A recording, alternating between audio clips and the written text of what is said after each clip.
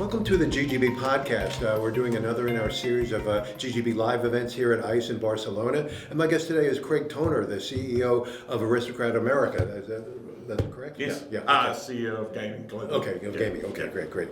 Well, you know, as I mentioned, I've been a big fan of Aristocrat for years. Craig, Hector did a great job when he was there, and he's moved on to new things. And you know, I've known some of your people. Tom O'Brien, I've known since he was a slot attendant. That's a long time ago. Yeah, a long time ago. So you've got a great team there. So you've led the industry for years in new innovations. You know, when you talk about things like the Buffalo games and then the Lightning Links. I mean, you've left everybody in the dust. How will you keep that momentum going now that you're in charge? So we continue to invest above the industry in our D&D spend, which goes to the content and also the hardware. So you're seeing new hardware coming out now, our new Baron cabinets just hitting the markets in the US, and we launched last week in EMEA, and also new content like Momo Mummy, Bao Zoo, and more recently Phoenix Link as well. So that's the next family generation for Dragon. So we continue to invest to make sure we keep that content coming. Okay, great. Yeah. So you oversee more than just the U.S., right? You oversee Latin America as well? LATAM, EMEA, Asia, APAC, New Zealand. So the whole thing. You've got the big shebang there. So, exactly. So how do you approach all those markets? Because you know they're all different. There's a lot of different nuances in each market. They are very different, and that's part of our investment into the content, because we can then drive more tailored content to each individual market, because they are very, very different bet structures, different volatilities. So we are able to tailor that content to really get the key player in those markets, rather than just port a standard game that may or may not hit the market in those individual territories. Right. Yeah. So product development obviously is very important to you. How many studios do you have now running? Now you're going to test me. We have, I think we're at 11 studios now, so 11 or 12. Okay. Yeah. Well, you know, we're good friends with some of your top game developers. Joe Kamikow, of course, leading the way, and you know, they've got amazing talent there. So how do you keep them happy? Because there's a lot of competition between all of them. So that's the benefit of being global and in every market. So we can offer them all those markets and the different segments, whether it's gaming ops, leasing, for sale. And now with the interactive business, we can have then the benefit of leveraging that content in the online world. So we're opening that up for them as well. So multiple omni-channel content. So how do you work with that? I mean, do you tell one studio develop an online game for me, and then hopefully port that over to a land-based? So we work with the studios. We give them insights into the markets, and it's a collaborative process. And you know, they are creatives, and so they come up with the ideas. We then help them understand the details and the insights for the market, so then they can tailor those games to the markets. And then when we know we've got a successful one, we then work through, okay, where would we like to port or modify that for the individual markets. Okay, great.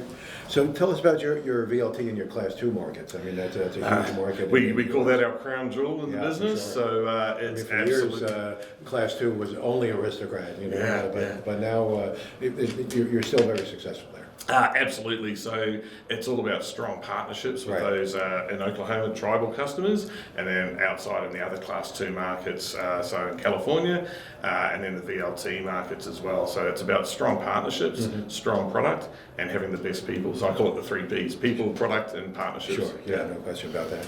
So online, you acquired Neo Games a few years ago, and did that really launch you forward pretty quickly in that market? Yeah. So we had this strategy for going into online. We were working through an organic approach, and then we will always consider M&A where it can accelerate a strategy. And obviously, Neo had the platforms across iGaming, iLottery, content and aggregation, sports betting. So that just helped accelerate us now. And now we're focusing on how do we get the great content back catalogue. We've got a very broad and deep catalogue. The most recent sort of key game was Buffalo, and it's going exceptionally well. And then you look at the content, we still have to come with Lightning Link, Dragon Link, Phoenix Link, Momo Mummy. It's you know, you name it, we can get it onto that content. So we're focused on getting that content to online now. So the last time I talked to Hector, he was still evaluating how you were going to enter the sports betting market. Are you still considering that? So with the interactive side of the business, we do have a company that came with that Neo had acquired called BTO Bet. So that's about how do we then integrate all of that into the one platform. So that's been worked through on the iGaming side, which Modi runs. Okay, Yeah. great. So you've had the Oasis system for quite some time now. Yes. Now you've upgraded to Oasis Core. How's that been working out for you? So it's been going very well. Good feedback from customers, and it's about moving it, modernising it, and actually starting to drive the insights from the data that we have, and then so we can add the value back to the customers there. But again, that's more in Modi's side of the world, but we obviously serve the same customer as well. Sure, absolutely.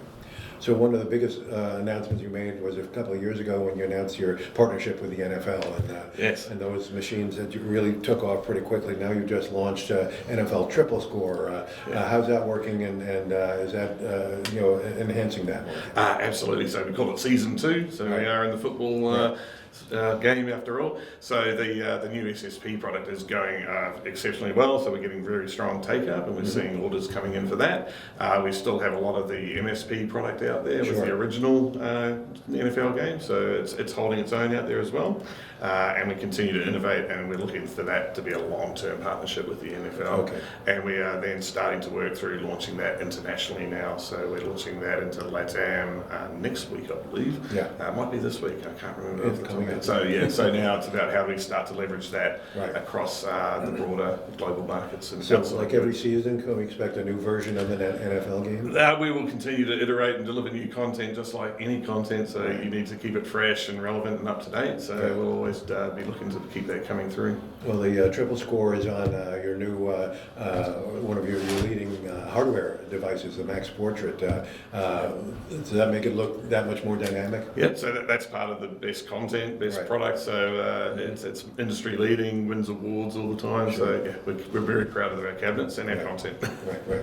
Well, Eilers and Krychek, it's like Aristocrat, every other award is you guys win, so that's always exciting. It is.